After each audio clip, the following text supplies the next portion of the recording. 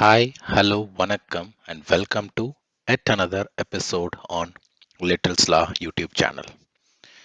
In our previous videos and in few of our recent videos, we are seeing about the controllers, the logic controllers in JMeter, like the if controller, the loop controller, the simple and transaction controller, interleave controller, once only controller, random controller, and random order controller. So we have also see how to add it, how to use it, and what is the logic they execute, and what is the difference between the logic controllers. I believe these videos would have been very useful to you in your workplace. So today we are going to see about the most powerful logic controller in JMeter, which is the while controller. So before we go to the video, I once again welcome you all to Little's Law YouTube channel. Please do subscribe to our channel if you have not subscribed yet. Like my videos, share my video with your friends, comment your feedback and your queries in the comment section. So with no further delays, we'll go to the video. So first let's see how to add a while controller. So to add a while controller, we need a thread group. So let me right click on the test plan and I will add the thread group. So we have added a thread group. So under the thread group, let me add a while controller. So while controller is the fourth one from the top in the logic controller. So I have right click on the thread group, I have navigated to the add section, and then I have navigated to the logic controller section. And then from there, I am going to the while controller. So now we have added a while controller. So here we have the condition. So this will help us to exit the loop, because in many cases where if we don't write a proper condition, the while controller will not exit from the loop and it will keep on executing the request, which in turn will send multiple requests to the server, and that might bring down the application. So we have to be very careful in placing the condition here and placing the logic here. Then let's add the request. So I'm adding the request here. So it is going to be HTTP request. So we have a request now, and then to iterate the while controller, we will need a counter. So let me add the counter here. So that comes under the configuration element. So we have lot and lots of configuration elements here. We will see them each, we'll see each of them one by one. So we'll have a detailed video on each of these config elements in a separate video. So for now, let's add a counter here. So I'm adding a counter. So this counter will help us to increment the value till we exit the loop. So it will increment the value. Say for example, if the logic is going to be, so we'll have the while controller and we'll increment the while controller from 1 till 5. So this is same what we have studied in our curriculum, like the while controller will execute until the condition fails. So the while controller will execute for the first time, and then it again goes back to the while controller and checks whether the condition is passed or failed. And then if the condition is passed, it will again execute the request and then it will increment the counter. And in case if the while controller, the condition in the while controller fails, automatically the while controller exits out of the loop and it comes out of the condition. So now we have the control counter and we have the while controller. Let's add a debug sampler so that in case if we need to check anything, so we have added a debug sampler outside the while controller. And then as usual, let's add a view results tree to view the execution and how does the requests get executed and how many iterations does the while controller executes. So now let's add the logic here. So now let's add the logic. So the logic is going to be the counter if it is less than 9. So for now, let's have it as 5. So if the counter value, until the counter value is less than 5, we will iterate the while controller. And then here we could see the dollar symbol underscore underscore JavaScript. So you might have a question that why do we need this JavaScript here? So this JavaScript is again a JavaScript code. So this will help us to execute the value, and this will actually have its own separate interpreter which will help us to execute the code, and this will help us to make this expression, this regular expression to execute. And that's why we use this particular JavaScript code here. And again, we might have a question that how about the performance? So we can actually mostly use this in functional testing, but what about performance tests where we execute a huge number of tests? So basically, it's not recommended if you are running a huge test, because this JavaScript might take a lot of time and will utilize a lot of resource. So this is not recommended as a best practice to use JavaScript. I mean this particular JavaScript code when we were executing a huge test. But for now, since we have a lot of options to try this, we have Groovy, we have Java, and we have various other languages that JMeter supports. For now, for this example, I'm using this JavaScript condition to execute this test. And again, we'll see what are the limitations and what are the advantages. So the advantages is we can easily use this for any validation and for any test. Limitation, we'll see it now. So we'll set up the counter now. So I'm starting this value from 1.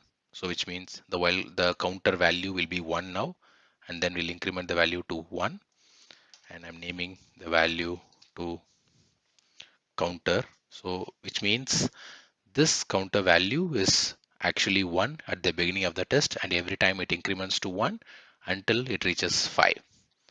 So once after it reaches 5, automatically the controller will exit out of the loop. And let's make quick changes in the HTTP request here. So now we have the settings ready. So just a quick recap. So here we have added the JavaScript condition here with the counter value. If it is less than 5, the while controller should exit, sorry. And then we have the counter here, which starts with 1, and the increment value is 1. And then we have named this variable as counter. And then we have the while controller request, and then we have the debug sampler here. And we have added a view results tree to see the result. So let's now execute the test and see how does it work. So here we could see the counter has started with the value 1, and then it has executed the second request, and then the third request, the fourth, the fifth, which is the failed condition. So since it has failed, automatically the test has stopped from executing the second time. I mean after the fifth execution, fifth iteration. So that's how this while controller works. So let's make few changes and see how does it work. So for example, let's increment the value to 2, and let's execute the same condition and see how does it execute. So here we could see it has executed for the first time, and then we have incremented the value to 2. So automatically the counter value has increased to 3, and then we have executed the third one, and then again for the fifth. So after 3 plus 2 has added and has come as 5, so automatically that has executed. So now let's make another change and see how does this execute. So let me increment it to 3, and let's now execute it again. So here we could see it has executed 1 and then 4, and automatically it has incremented to 7, but still it has failed. So the next time the execution did not happen. So that is how this while controller works. So it actually executes only after the condition fails. So with that, I think this example would have given us an idea about the while controller, how does it work and what is the purpose of this counter and how does this counter works. So now we'll move to the second example.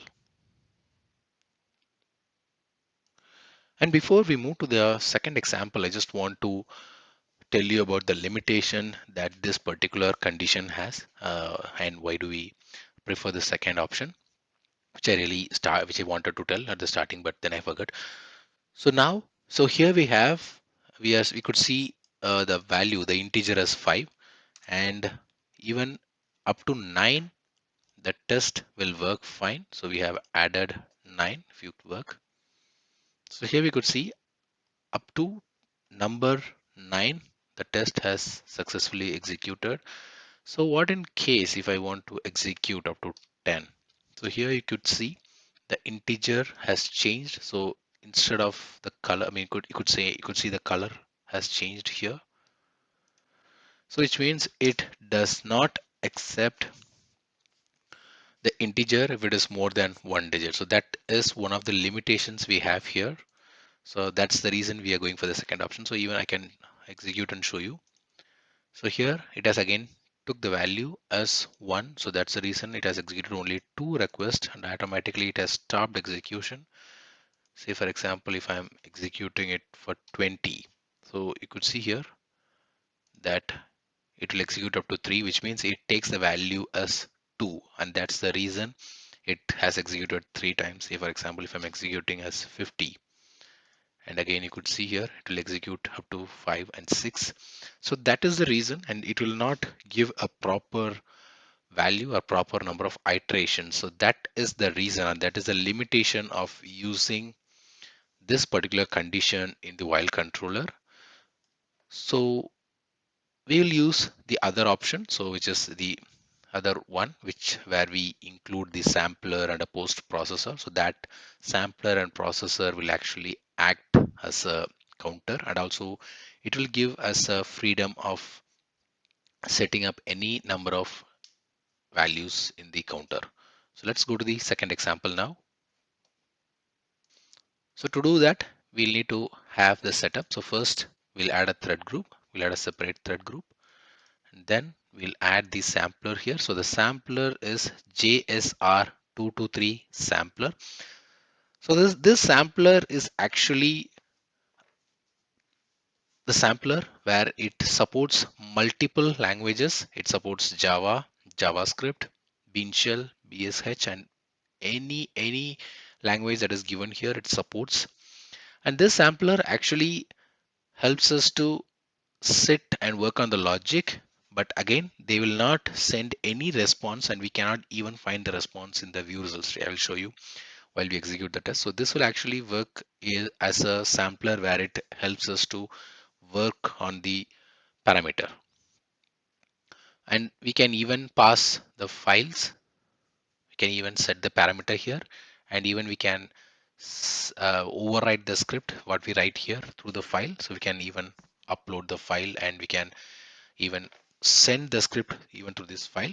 So that is the purpose of the sampler. So let's add the condition here.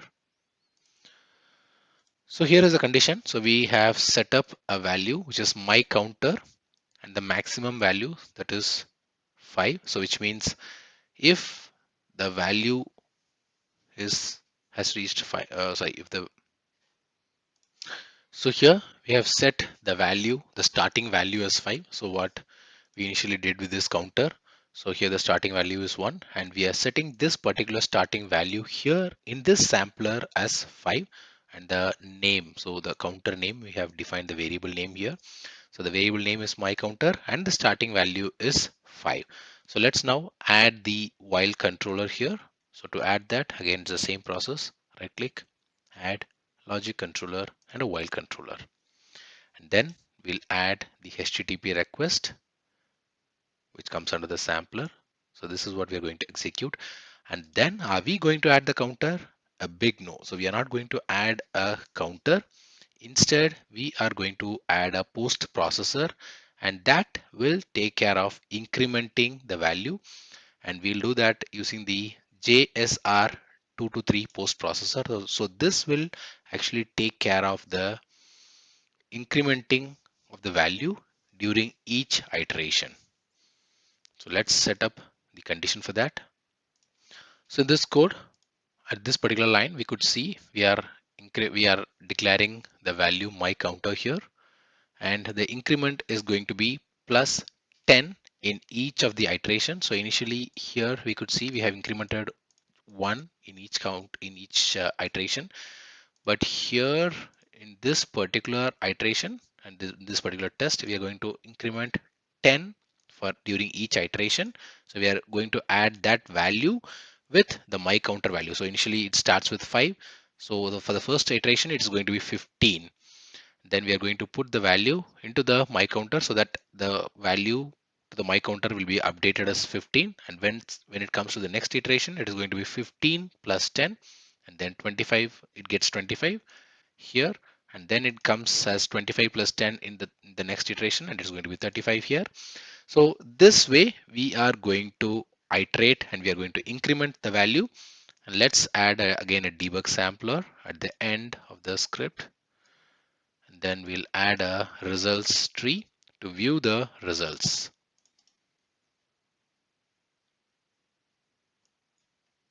Sorry, let me remove this and I'll add a sampler. Let the view results tree samplers. Okay, so we have added the listener here. So this is the setup. So just a quick recap before we execute the test. So first we have added a sampler.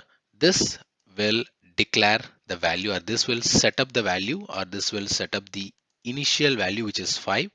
And then we have added a while controller. So we are supposed to add the condition here, and we'll do that now. Then we have added a HTTP request. And next we have added a JSR223 post processor. So this post processor actually supports the Groovy language here, and in fact it supports various other languages like Java, JavaScript, and Java XL engine. And then it also supports Bean Shell. So it actually supports every language that the JMeter supports. And again, we have the same options of using the parameters here. And then even we can override the script using the file name in case if we want to upload the script as a file name, even we can do that. You can upload that as a notepad file or any other supporting format files. And then we have option of this caching the compiled script if it is really available. So this will actually help us during the performance testing. So let's add the condition here. So only after that we can run execute the test, otherwise it will go in a non-stopping manner. So it will not stop automatically the while count, because since it does not have any condition, automatically the test will not stop and it will keep on executing. So let's add the condition here. So again, we have added a JavaScript here. So this JavaScript has its own set of interpreter to execute the test. And we have added this integer value.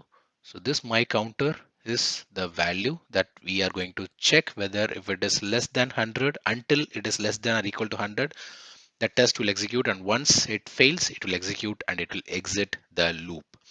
This logic we have already seen in the previous example as well. So the logic is same, but we have, instead of adding a counter, we have added a sampler and a post processor. So that has made the difference. And in the sampler, we have set up the starting value, and in the post processor, we have set up the incrementing value, and also we have updated the value. So that is what we are doing in the post processor. So basically this post processor has a capability of processing the values in the post section. So we'll see all about the post processor in our separate playlist. So for now, we will see how this work. So we have added everything. So we have added a sampler, we have added a while controller, we have added a request, and then we have added a post processor that will increment and update the value. And then we have added a debug sampler and a view results tree to see the results. So let's now execute the test and see how does it work. So let's now execute the test and see how does it work.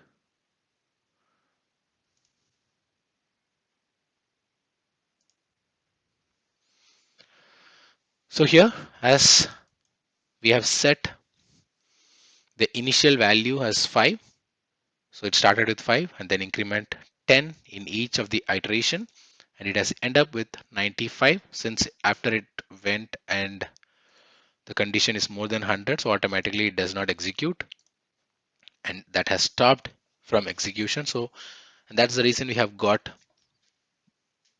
the values executed up to 95 here. Let's make a quick change and see how does this work. So let's increment the value here to 20 and see how does this work. So here we could see it started with 5, incremented to 25, then 45, 65, 85, and since the value has crossed 100, automatically the condition has failed and it has exit the loop. So I believe this video would have been very useful to you, since while controller we'll use in most of the logics that we use in our testing. So I believe this video would be very useful to you, and I believe you really watched this video and you have got benefited out of this video. I request you all to subscribe to our channel if you have not subscribed yet. We have a lot of interesting videos coming in our pipeline. So till until we meet in another interesting video, it's bye bye from Vasan Shanmugam and Little Sla. Thank you so much for watching the video. We'll meet in another interesting video. Bye bye.